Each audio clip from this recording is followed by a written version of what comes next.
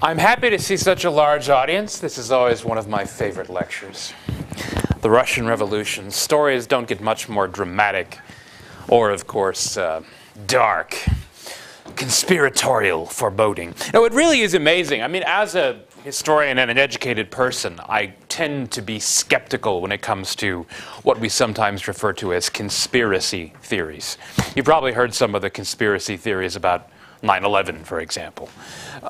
Most of them have been proven wrong simply because the evidence doesn't fit them.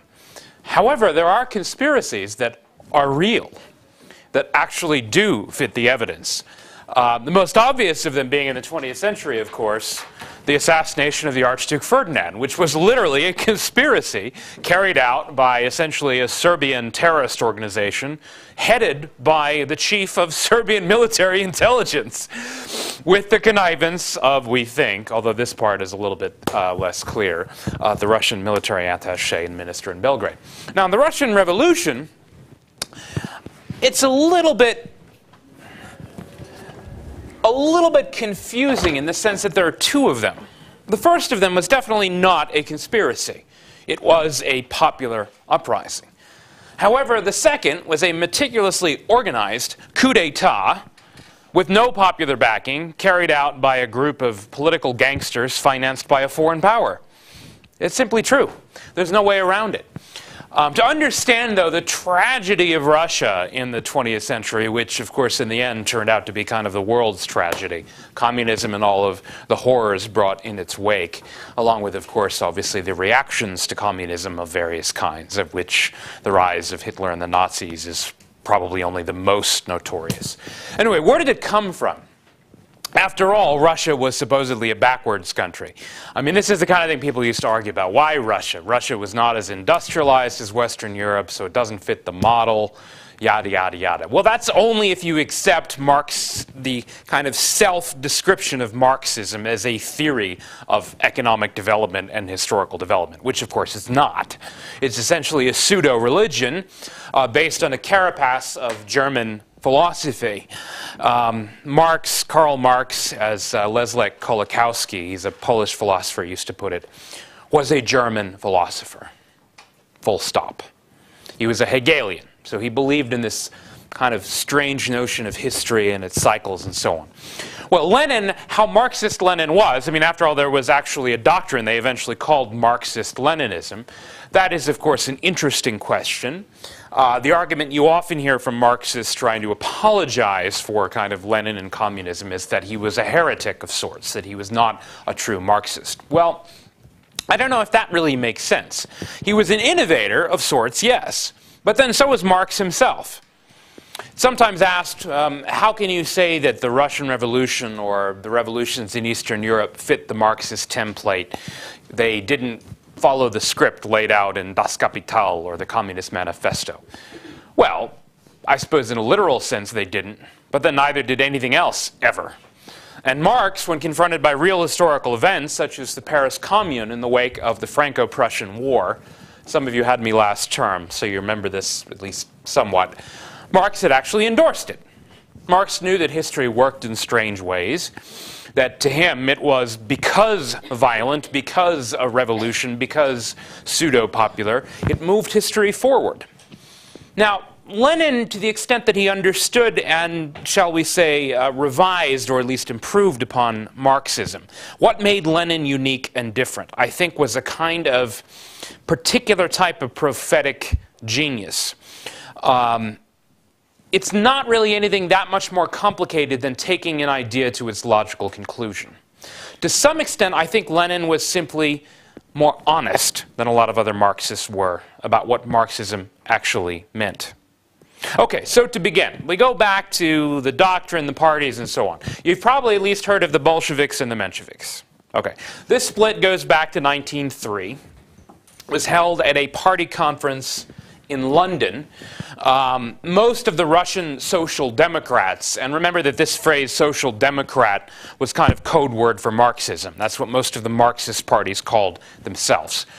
In fact, the German Social Democratic Party, the SPD, which of course still exists, the party of recently Gerhard Schröder, did not actually abandon the Marxist revolutionary program until the 1950s. Although curiously, in practice, it had long since ceased to be revolutionary in the sense that we think about that. The party program, though, was explicitly Marxist until the 1950s. So social democrats back then, that meant Marxist. You know, if you weren't Marxist, you called yourself something else. I'll give an example. In Russia, a party which we will encounter today, the so-called Social Revolutionary Party, which sounds more kind of sexy and leftist and revolutionary than Social Democrats. Not the case. This was actually the party essentially of the peasants. It was the party of Kerensky. It was, in the doctrinal, even political sense, more moderate. Now, not necessarily temperamentally. Many social revolutionaries, they were all for overturning the existing order and changing things and maybe even possibly joining in demonstrations and riots and so on. But in terms of actual policy, they didn't really have a very explicit revolutionary doctrine. Whereas the Social Democrats, literally, I mean, all of their party manifestos, if you remember going back to the Second International, explicitly declared that their goal was the overthrow of all existing capitalist governments. They were literally revolutionary. They were literally pledged to destroy and or annihilate the existing order. They were pledged to, in some ultimate sense, that is, bring about class war and the destruction of capitalism. Now, it's true that in practice, many of the parties, particularly in the kind of Germanic and Scandinavian countries, in practice tended to be a lot more well-behaved than that.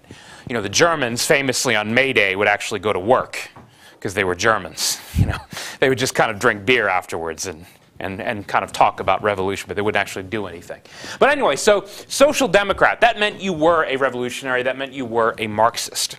The Russian Social Democratic Party, that is, had been formed precisely in order to join the Second International. It didn't really even arrive in Russia, that is, Marxist-style socialism, until the 1890s. Georgy Plekhanov was actually the man who sort of founded the party, although, of course, his name is mostly lost to history because of Lenin. Well, the split supposedly had to do with tactics. The Bolsheviks, literally, if you know a bit of Russian, you know that Bolshe means more and Menше means less. So more or less literally translated, the Bolsheviks were the majority faction, supposedly. The Mensheviks, the minority faction. This was actually a bunch of BS.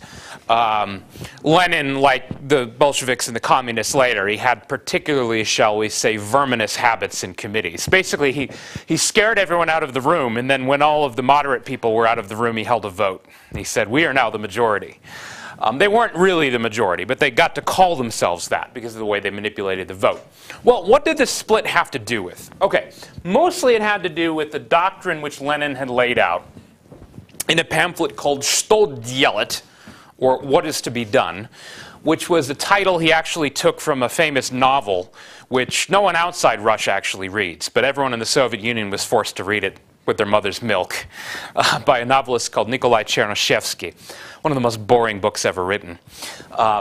He took this from Chernyshevsky because Chernyshevsky was kind of idealizing the type of selfless, nihilist revolutionary. You know, had like big muscles, and he was extremely strong and fearless. And true, he didn't have much of a personality, but you know, he was like made of steel. And you know, Lenin liked to think of himself that way.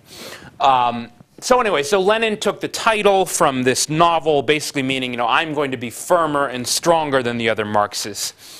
Doctrinally speaking, what he said was this: Marxism isn't catching on. If you simply look around, most workers are not Marxists. If you actually ask them what they think about things, they say, well, I like to work less and get paid more. You know, or I'd like to have benefits if I get injured. You know, I want to have an 8-hour day. I want to be treated better by my employer.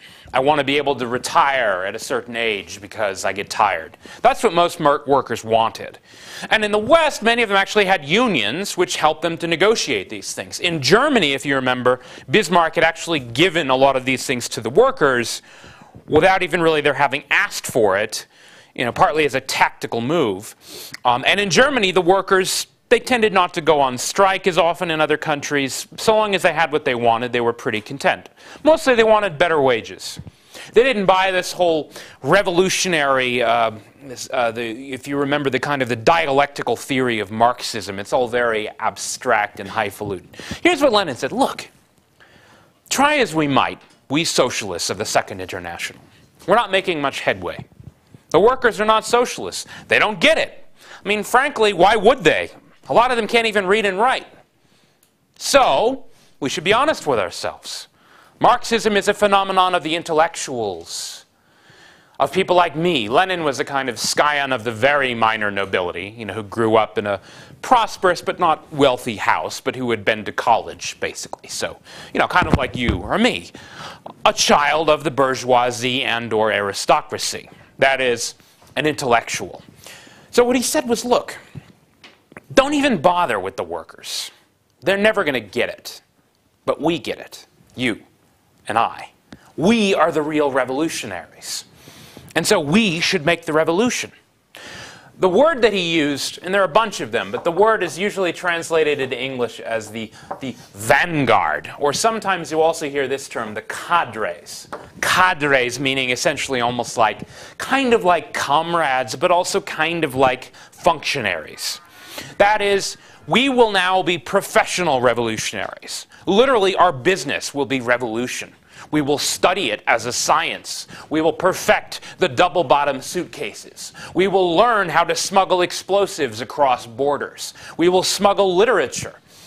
We will be professional revolutionaries. And that, I mean, literally, like on salary. They get paid. Well, where would they get their money from?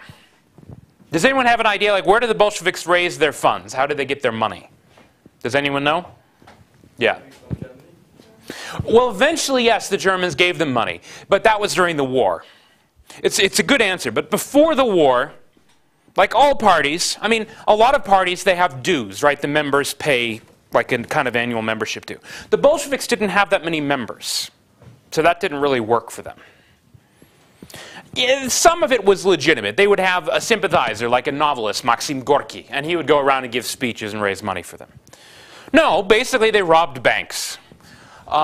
Stalin was the most famous of the bank robbers. In fact, that's how he cut his chops in Bolshevism. He held up banks. And you see, this was actually justified. I mean, it sounds really shocking until you actually think a little harder about what Marxism means. I mean, if you read the Communist Manifesto, what did it talk about? The abolition of private property.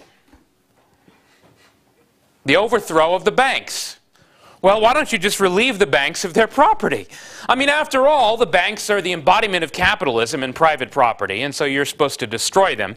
And in the meantime, help yourself to their resources. So that's what they did. They literally robbed banks. They were professional revolutionaries. Many of them were experts in explosives. Lenin was more on the kind of intellectual side of the business. They actually recruited a lot of engineers to help them with things like bomb making. So anyway, this is the idea. You have a vanguard of revolutionaries, cadres, people whose business, they are professional revolutionaries. Now, most of them were not actually in Russia. They would often get arrested. Like during the 1905 revolution, Trotsky was arrested and sent to Siberia. But it's interesting to note, compared to the way Trotsky and Lenin later treated their enemies, that when the Tsar sent Trotsky off to Siberia, he actually got his own rail car. Well-wishers brought him flowers, and he was able to bring his entire personal library with him. And then the security was so loose that he actually escaped. Almost everyone escaped from Siberia if they really wanted to. Because it wasn't a prison. It was, it's Siberia. If you're hardy enough to walk away from it, you can. But Trotsky, incidentally, we should remember this. Trotsky was mostly temperamentally a Menshevik. Now, the split, again, it had to do with tactics, theoretically.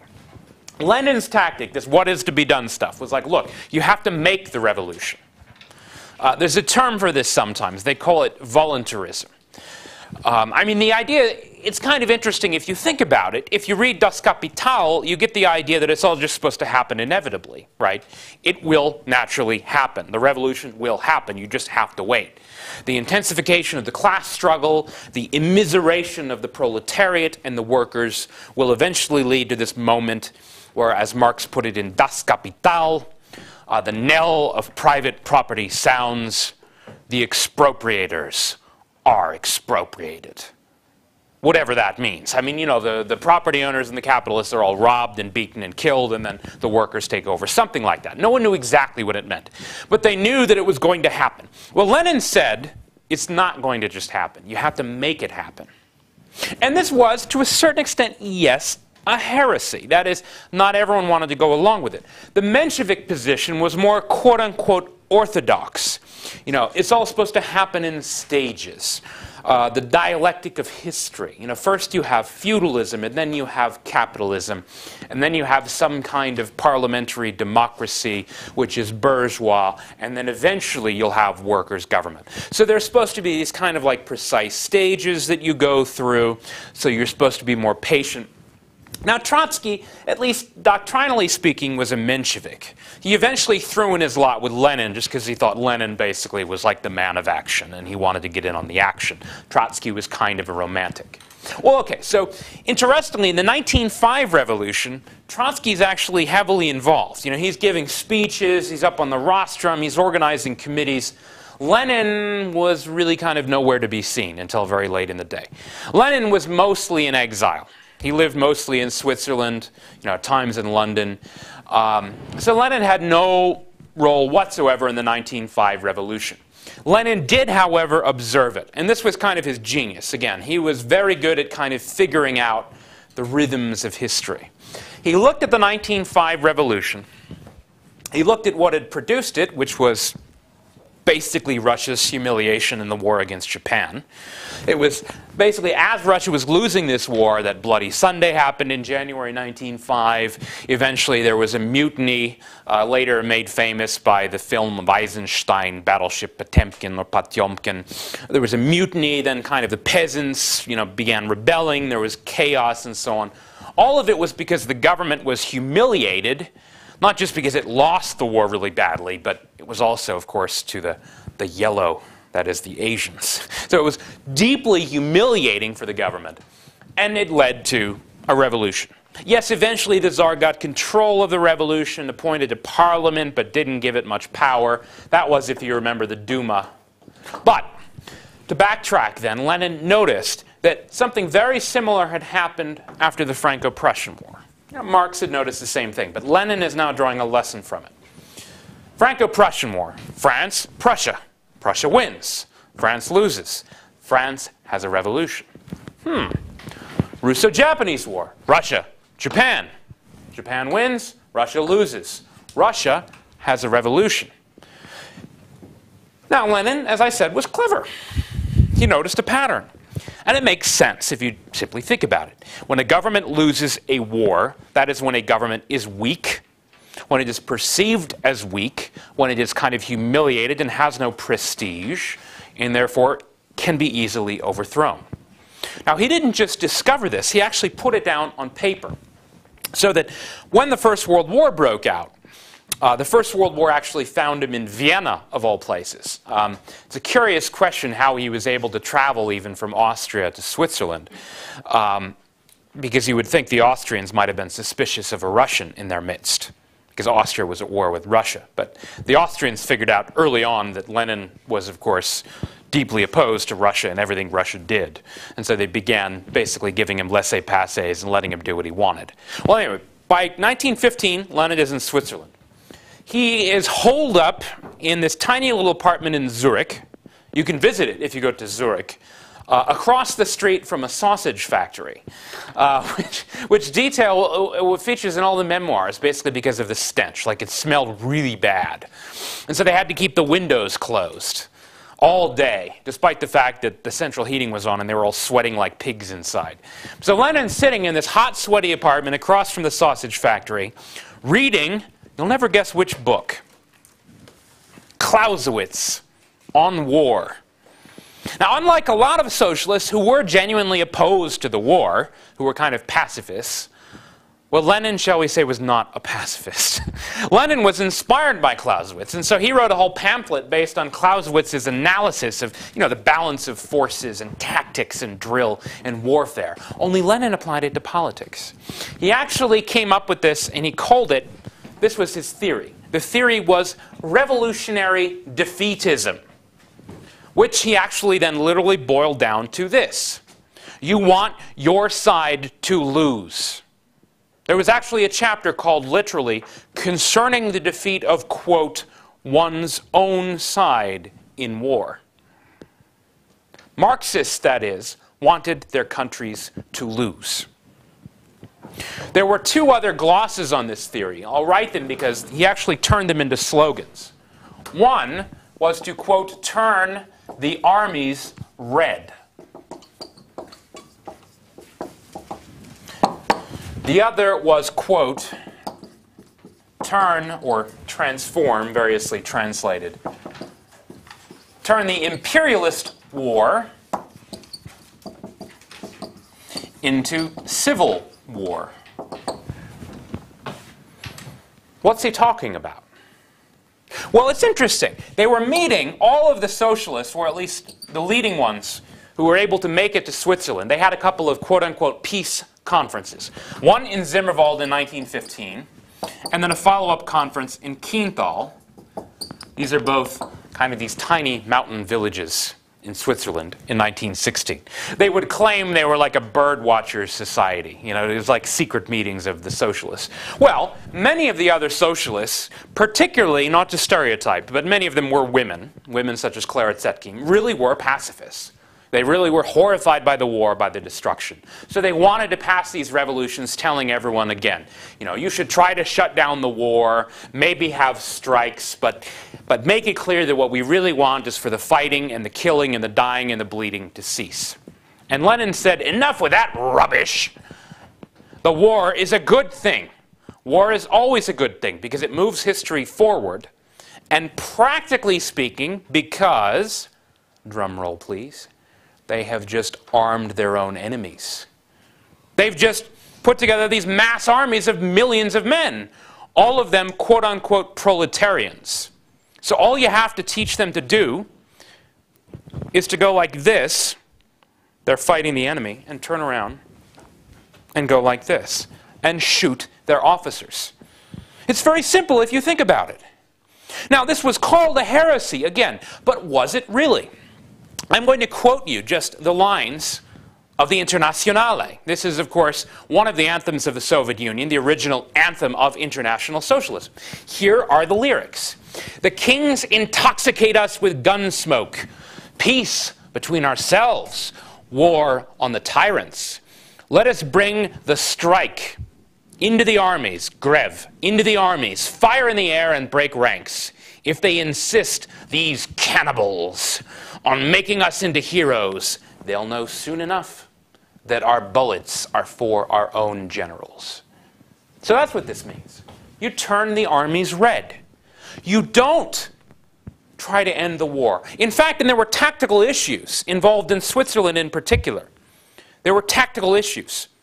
If you're drafted, do you try to escape or do you accept and join the army? Well, most socialists said you should resist the draft. Lenin said, no, again, rubbish. You welcome the call to arms. You go into the armies. You infiltrate the ranks. You propagandize the soldiers. You teach them that their real enemy are their superior officers. So you turn the armies red. You turn the imperialist war into a civil war. You turn the First World War into a series of civil wars across the globe in which the soldiers, the proletarians, the poor will take up arms and murder their oppressors. That was Lenin's theory. Now, admittedly, it was still a minority position. At Zimmerwald, there were actually about 8 people who went along with Lenin's vision. Now, it's true, there were only about 40 to begin with at the conference, so 8 was, it was like maybe 20%. But still, it was a minority faction. This group called themselves the Zimmerwald Left. a group of 8 people who, of course, many, many years later, it was a bit like what the Nazis called the Alter Kämpfer. You know, it was like, what was your party number? You know, when did you join? How early did you join? You know, these were the original communists. There were 8 of them. Now, there were other people who maybe agreed with them. Lenin was one of them. One of the other key figures was a man called Karl Radek. I'll get to him in a moment. He was this chain-smoking journalist who had kind of, I find him a little more attractive as a character. He's a little more human than Lenin. Like, he told jokes. Lenin would never tell jokes. Now, Lenin didn't just not tell jokes. I mean, Lenin, to turn himself into a true and proper revolutionary, he gave up all of his hobbies. Like, he literally stopped. He used to play music and things like that. He stopped listening to music because he thought it made you soft. You know, no hobbies, nothing but revolution. Well, Radek and some of the others, they were, like there was Zinoviev too, they were a little bit more human. You know, like they had actual interests outside of politics. They didn't, you know, they didn't just talk about nothing but politics 24 hours a day. But Lenin did. And the thing is, his single-mindedness ultimately did win over a lot of people. So that the Zimmerwald left pretty small in its first inception, you know, grew a little bit bigger at Kienthal, a little bit bigger still after the February Revolution of 1917. And then by, of course, October 1917 was quite substantial. But how did we get from one to the other? Well, you remember how I said at the onset that the February Revolution and the October Revolution were very, very different. The February Revolution, not unlike the Revolution of 1905, took place with Lenin nowhere to be seen. Lenin was still in Switzerland. Had nothing to do with it. It was, in a sense, a legitimate popular uprising. As to where it came from, there were a lot of factors. People have argued for years about them. The general consensus now, to the extent that there is one, is that there were a couple of key factors. The most important was probably inflation, because there are a bunch of things going on. The railways are kind of overcrowded with war supplies. There's not enough grain getting to the cities, which leads to bread riots, as we all know. And a lot of this was because the peasants didn't want to sell their grain. They were, quote-unquote, hoarding it, in part because inflation always meant, I mean, this is what inflation means. If you wait, you get a higher price, you know, tomorrow or the day after tomorrow. When the value of paper money is uncertain, people holding on to real commodities like grain, like sugar, are sometimes unwilling to part with it. In fact, some of this economic kind of backstory eventually becomes a part of the language of communism, with all this vitriolic rhetoric against speculators. They are hyenas and profiteers. It wasn't entirely untrue. There were a lot of people, as there always are, profiting from inflation. But how did it produce a revolution? A couple of factors. You know, one is that the Petrograd garrison, that is, oh, and incidentally, the city, which we now know today again as St. Petersburg. In 1914, at the start of the war, they renamed it Petrograd because Petersburg sounds German. And then later on, of course, it gets renamed Leningrad.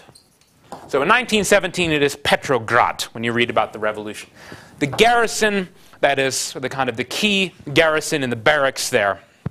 Now, most of these men are fairly recent recruits. Most of them are peasants.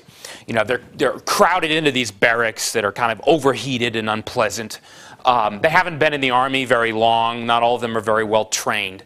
And eventually they were called out to, you know, more or less restore order in the streets with disturbances. They refused to fire, and they kind of joined the crowds. And eventually this led to a kind of mass demonstration, not entirely unlike what, of course, just recently happened in Cairo. In fact, the metaphors that people have been talking about I find very interesting. You know, who is going to be the Kerensky of the Egyptian revolution, which, as you will see, is not something you want to be. You know, you'd rather be the Lenin, obviously, if you're interested in power. Who will be the Kerensky? Who will be the Lenin? Who will be the Trotsky? No one knows. Maybe there won't be any of these characters.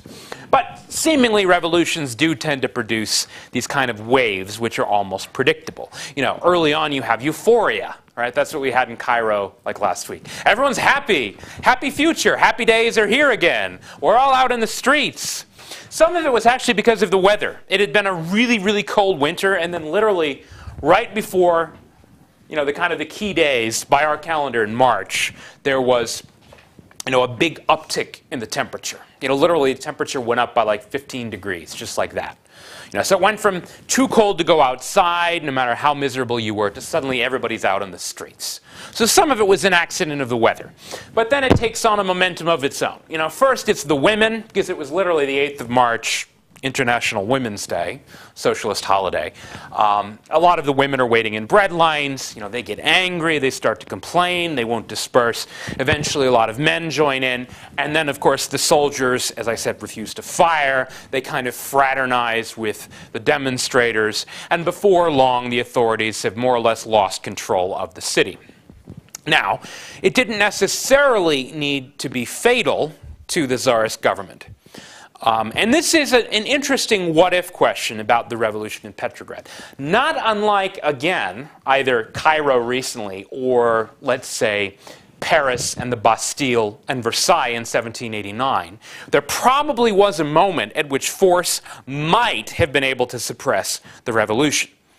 The Tsar, and this is what some of the Tsar's kind of apologists, that is Nicholas II, I didn't write his name, but he is one of the tragic figures of the revolution.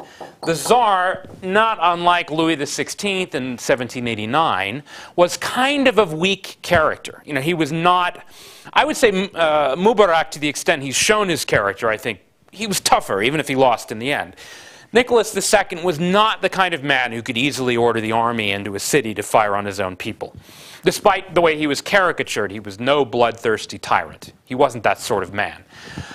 In fact, he could have very easily done this. Had he been the kind of tyrant of popular propaganda, what he might have done was to ask the Germans for a ceasefire so he could concentrate his army on the revolutionaries. But he didn't do that.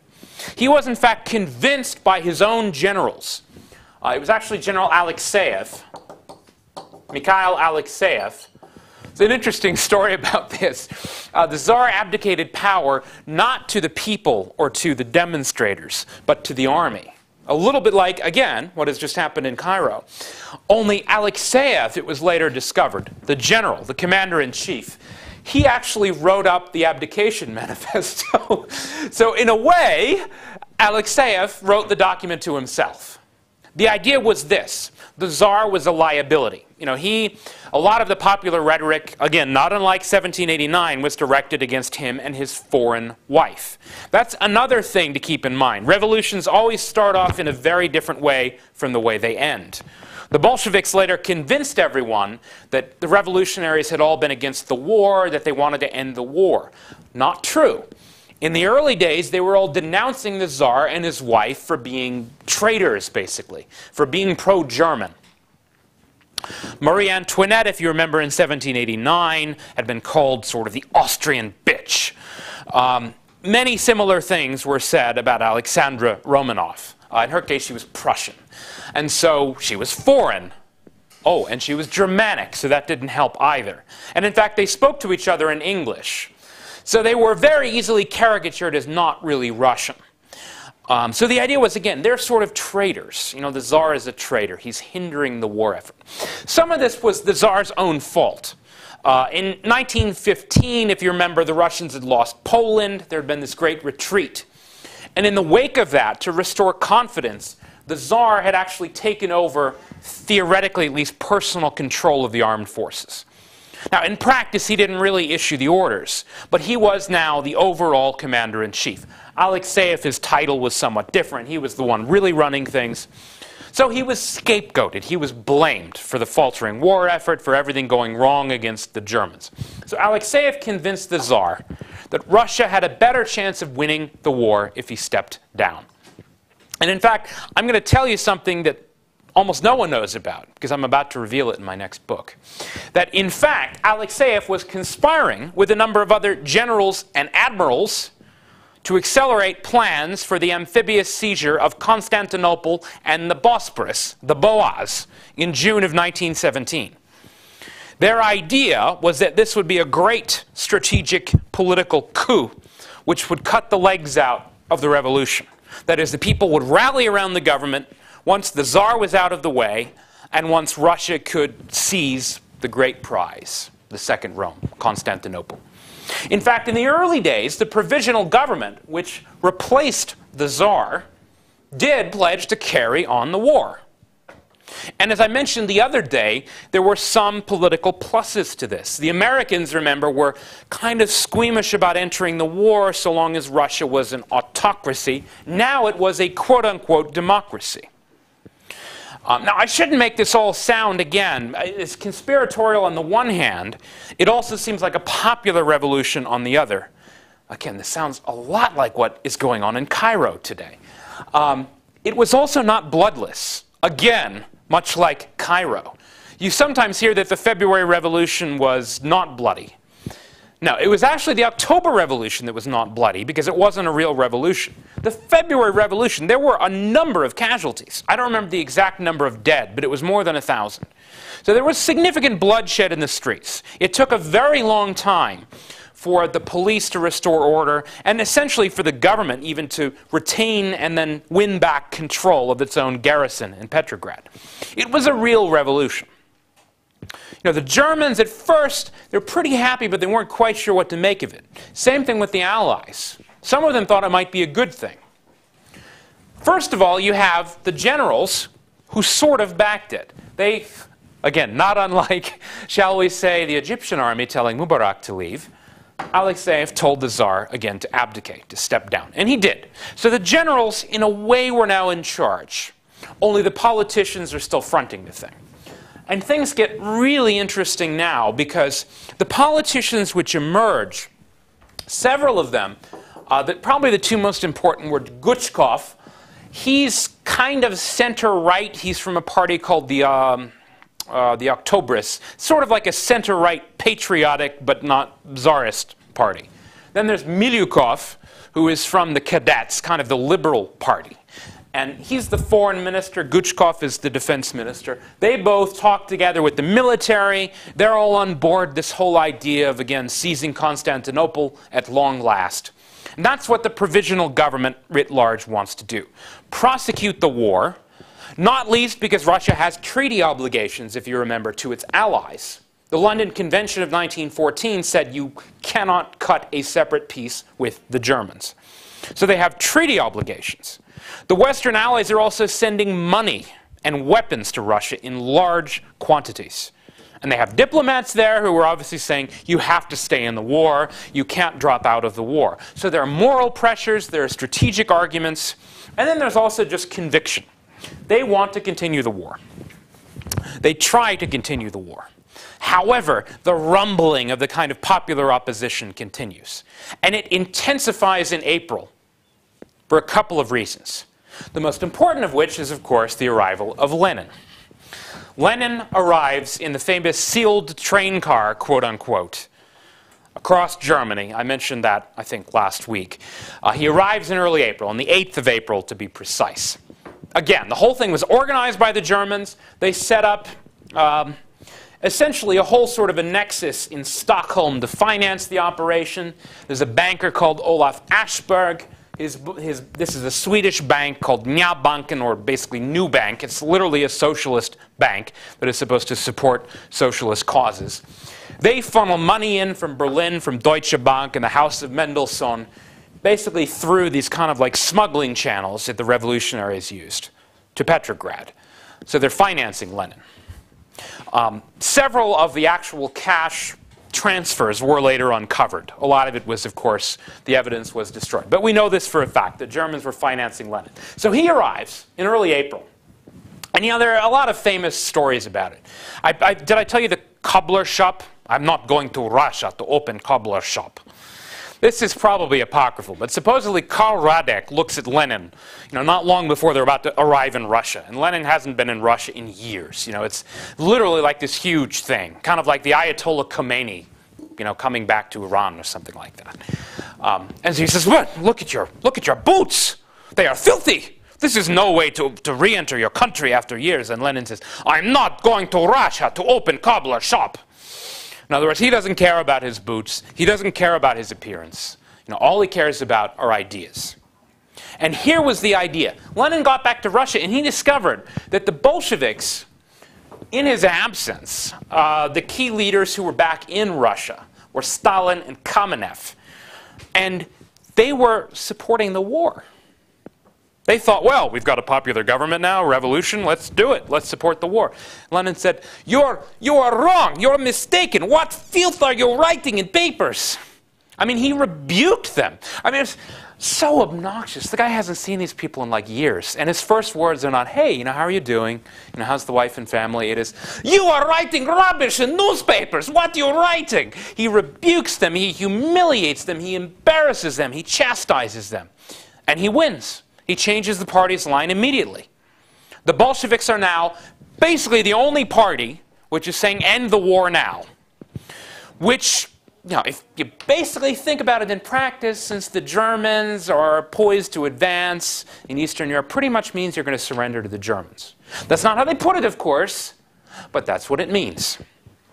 Now, this message maybe is still premature, but there is a lot of weariness with the war. Not everyone is flocking to Lenin's banner yet, but by staking out a very clear position, he has essentially achieved an advantage. Hitler would later do something very similar in the Ruhr crisis of 1923. That is, by disagreeing with all of the other parties, by staking out what is still an unpopular line, but which maybe has the potential to be more popular, Lenin allows the Bolsheviks to stand out. They are now the real opposition. The other parties, the Mensheviks, the social revolutionaries, they're sort of like tying themselves in knots a little bit. Because, how do you surrender to the Germans after all? That message, the Spike Lee movie, do the right thing. What is the right thing? It's hard to know. You've got the Allies telling you have to stay in the war. You have a lot of people who think, you've been too soft on the Germans. You obviously don't want the Germans to come in and take over the country. So what do? It's not really that easy to figure it out. But the Bolsheviks now have a clear position. And so the Bolsheviks, along with a kind of offshoot of the SRs, I'm going to start calling them the SRs for short, the social revolutionaries. We call them usually the left SRs, that is, the ones on the left who are a little more revolutionary. They and the Bolsheviks, they're not working together exactly yet, but in some of the worker committees, these Soviets, which are springing up, Soviet meaning council or committee, they're starting to spring up among the soldiers and the workers. And the left SRs and Bolsheviks, they're starting to, again, propose this idea of ending the war. They get a major fillip when the foreign minister Milyukov is confronted, essentially by the public, and is asked to disavow Russia's war aims, meaning Russia's claims on Constantinople and the Straits. Now, it hasn't been published yet. You remember how I talked about how Trotsky, after the October Revolution, published the secret treaties, including Sykes-Picot, Sazonov. Well, it hasn't been published yet, but people kind of suspect it. It's not a total secret. In fact, some politicians have already talked about Russia's claim on Constantinople and the Straits. They literally confront him, the mob of critics and hecklers, and they force him to publicly disavow Russia's claim on Constantinople. And he refuses to do so. Now, it's interesting, you hear about all of this in the popular histories. What you don't hear, though, is that he refuses to do so because it was actually an imminent priority at high command to seize Constantinople. Well, he then gets vilified and raked across the coals. The Soviets are becoming like more and more, it's hard to say they have power exactly. They're more like these, unruly, fractious meetings where people get together and argue. But people are starting to listen to them. The Soviets are now denouncing Milyukov. They're denouncing the war aims. The Bolsheviks have this new slogan. It is, we don't want the Dardanelles. That is Chanakale. Chanakale stimurus. Literally, they're rebuking the war aims. And they are increasingly making headway. The Soviets, there's one kind of head overall umbrella committee. You might want to remember this term because it is kind of significant. It's the Russian contraction of the Congress of the People's Soviets, Ispolkam. It becomes almost like a second government.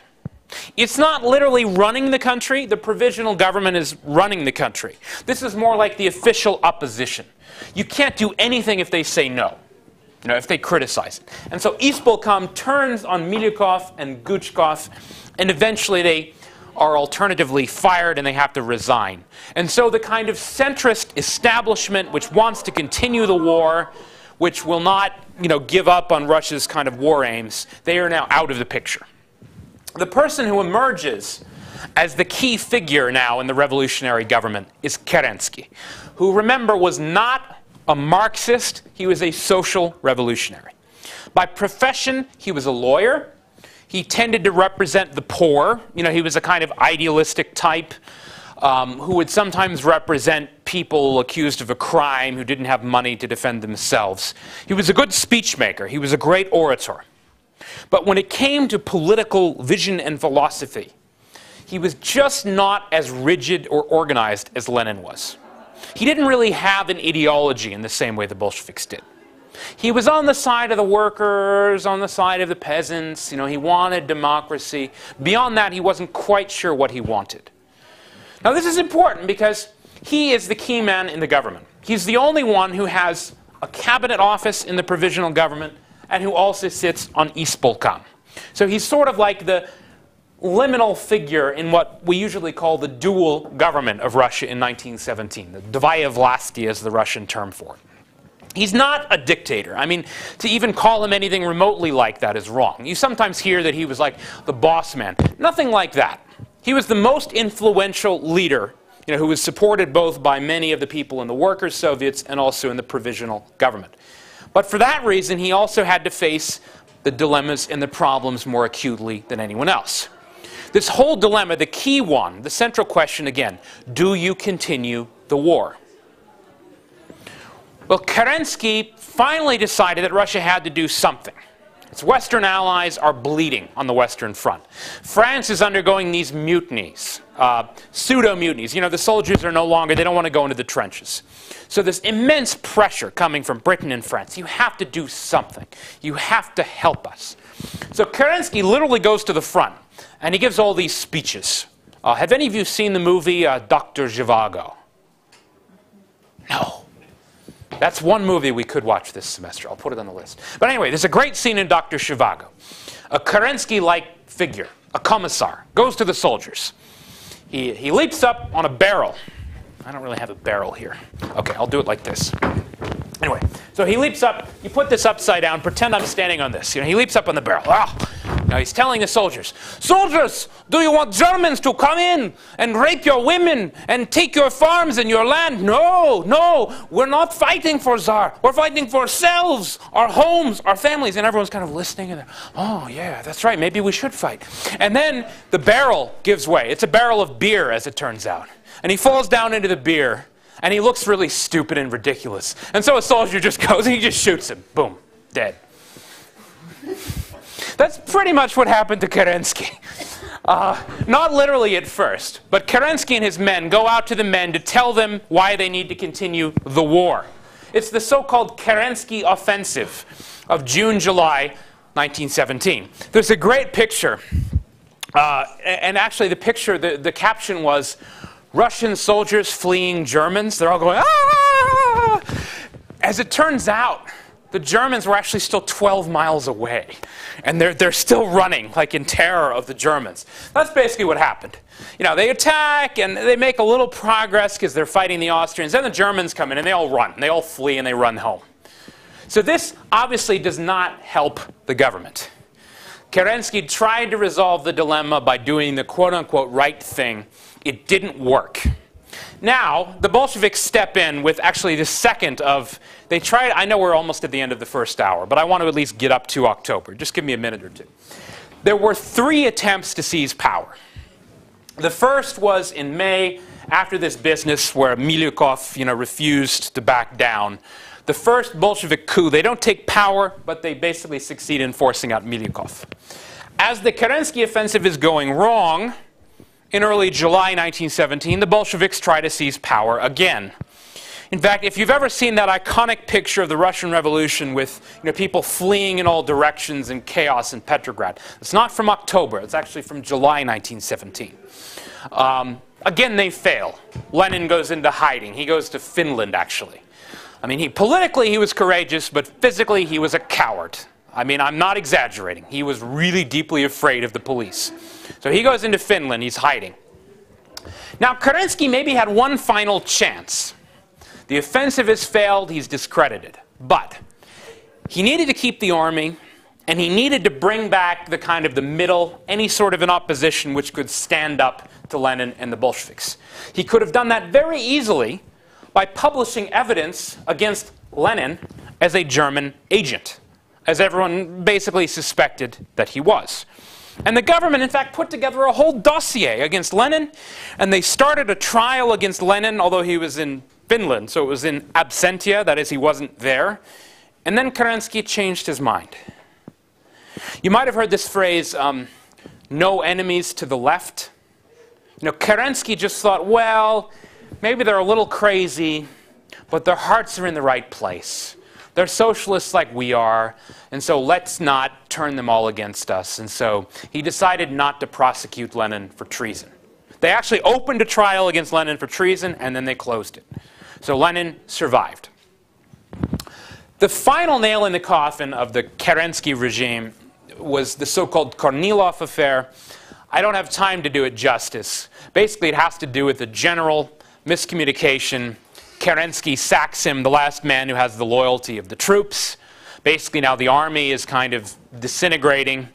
There's almost no police left in Petrograd. Kerensky is discredited and broken, partly because he's having the same problem the last government did. They don't have enough grain getting to Petrograd. So essentially, you now have a government that isn't a government, that doesn't control the army or the police. And so the Bolsheviks get together and they say, let's seize power. And famously, in the night of the 25th to 26th October at 2 a.m., they stopped the clock in the palace, that is the Hermitage Palace, after fanning out all over the city, you know, occupying all the bridges and post offices and so on, encountering no resistance. In fact, the most interesting fact about the October Revolution is that more people were injured in the filming of the 10th anniversary movie about it in 1927 than were injured in the actual revolution. It was not a revolution, it was a coup d'etat. But it happened only in one city. The Bolsheviks woke up in power in Petrograd, but with an entire country of 160 million people left to conquer. So I'm going to stop there for now, and we'll pick up in about, just checking the time. Maybe we'll call it a, what is it, is it already 37? Let's do a slightly shorter break than usual. Call it a 5-minute break, okay?